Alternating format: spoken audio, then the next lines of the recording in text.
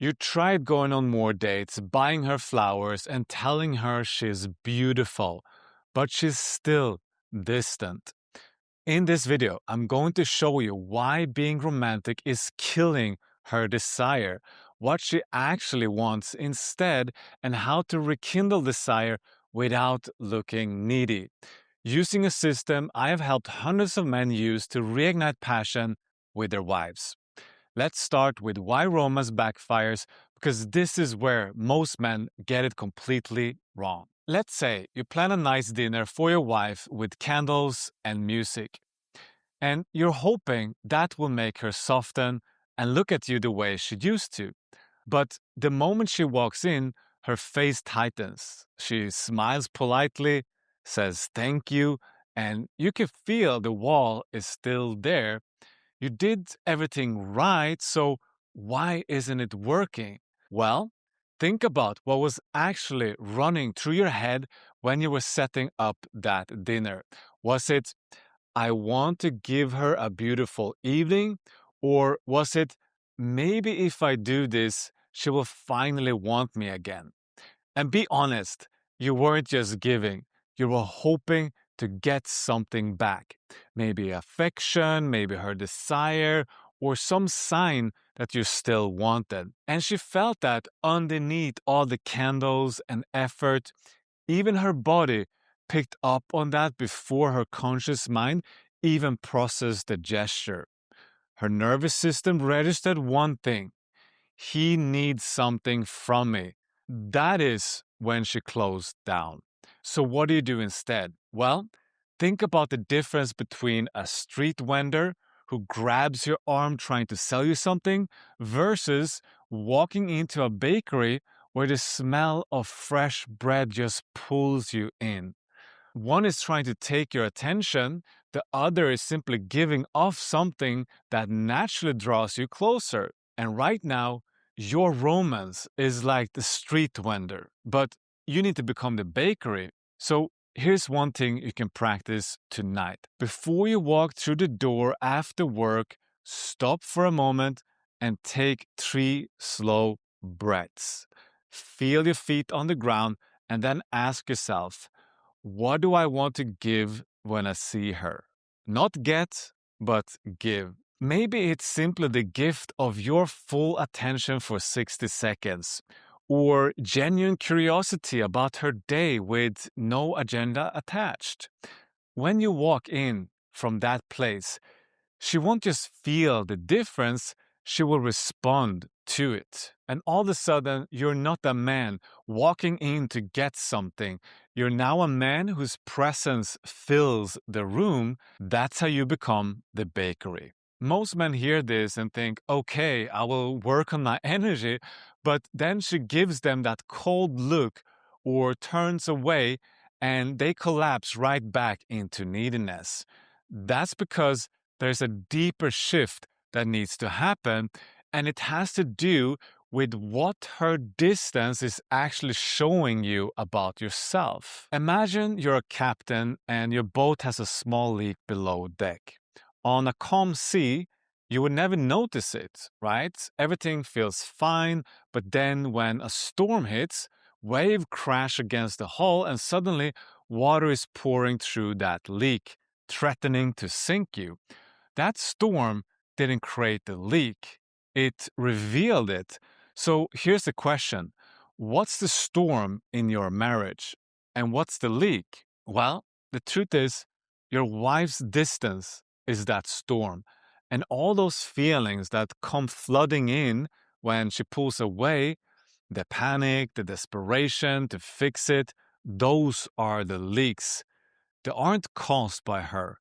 There are leaks that were already there, old wounds about not being good enough, old fears of being left that probably started long before you even met her. And most men spend all their energy trying to stop the storm, trying to get her to be warmer, softer, more receptive. If she would just change, I would feel okay again. But the storm isn't the problem. The leak is. So Instead of fighting her distance, get curious about what it is showing you.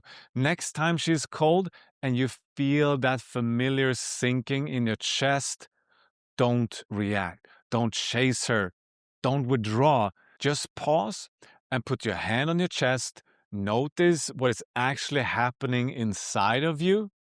Is it fear? Is it anger? Not feeling good enough? Whatever it is, that is your work, not hers. You're not trying to fix her. You're learning to hold your own feelings without needing her to make them go away. So take 5 minutes alone. Breathe into that sensation. Let it be there while you stay grounded. What you're doing is teaching your nervous system that you can handle this feeling without needing her to rescue you from it. And after a few weeks of doing this, you will stop needing her to be a certain way for you to feel okay. And that is when she starts feeling safe enough to open up again. Because a woman can relax with a man who can handle his own storms, a man who doesn't fall apart when the sea gets rough. She's been waiting for you to become that man. That is how you patch the leak. All right, so you've gone from grabbing to giving. You're using her distance to patch your own leaks instead of blaming the storm. But there's another trap. Most men think attraction happens in big romantic moments. Think about the last time you walked past your wife in the kitchen. What was going on in your head? Probably something else entirely. You were thinking about work or the kids or what needs to get done. Your body was there in the kitchen, but you were somewhere else. Now, multiply that by every interaction you have with her throughout the day. Hundreds of micro moments you are physically present but energetically gone. She feels every single one of those absences, and over time, they add up. You become like the furniture to her, useful but invisible. Something she moves around but doesn't really notice anymore.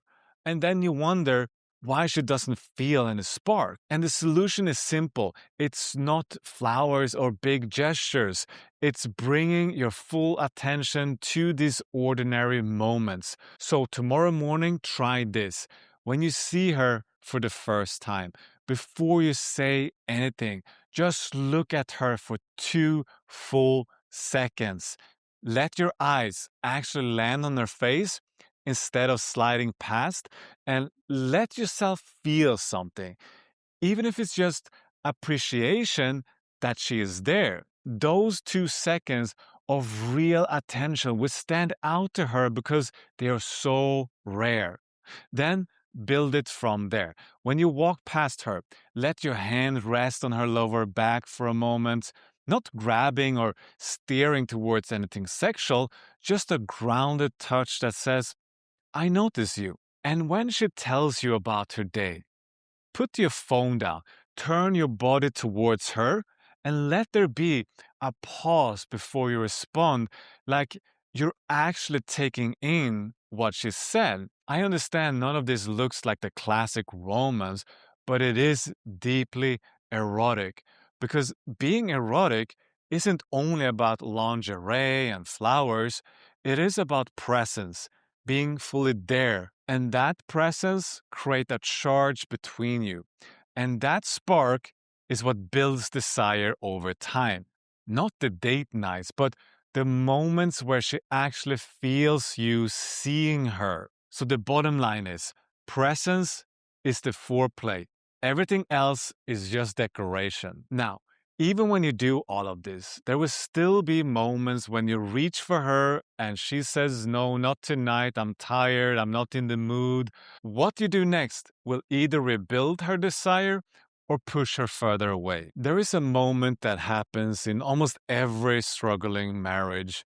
The husband reaches for his wife and she turns away. What he does next is usually devastating. He says okay, but his voice goes flat. His body stiffens. He rolls to the side of the bed, picks up his phone, and just lie there in cold silence. And he really thinks he's hiding his disappointment, but he isn't hiding anything. She feels him pulling away like a door slamming shut, and in that moment, her fear gets confirmed. His desire isn't really about me. It's about what he can get from me. When he doesn't get it, he goes cold and retreats. So now she connects his desire with pressure and obligation, a test she keeps failing. So she pulls back even more, and he wonders why she never wants him. So here's what you do instead. Next time that she says no, take a breath, feel the disappointment in your body without making her responsible for fixing it. Then do the opposite of what you usually do. You might say, no problem, I get it, but actually mean it. Then instead of rolling away, you stay facing her. Maybe you put your hand on her hip or kiss her forehead. You stay open and warm even though the answer is no. When you do that, you're showing her that your desire isn't a transaction. You don't withdraw love when you don't get sex. So your presence isn't conditional on her performing for you. This removes the pressure she's been bracing against for months, maybe even years. When saying no doesn't result in a punishment or guilt, she stops dreading your touch when you reach for her. In that new space, her own desire has room to come back, not because you pressured her into it, but because you gave her the safety to find it herself. That is what she's been waiting for. A man whose desire feels like a gift she gets to receive, not a debt she has to pay. Now you understand how to give from fullness instead of grabbing from neediness, but none of this will actually work if you're the one initiating sex every time. She never gets the space to feel her own desire. She's always responding to your energy instead of discovering hers. So, what would happen if you stop initiating completely for 60 days? Well, watch this video next to find out, and I will show you it is the most counterintuitive way to get her desire back, and it works. Blessings.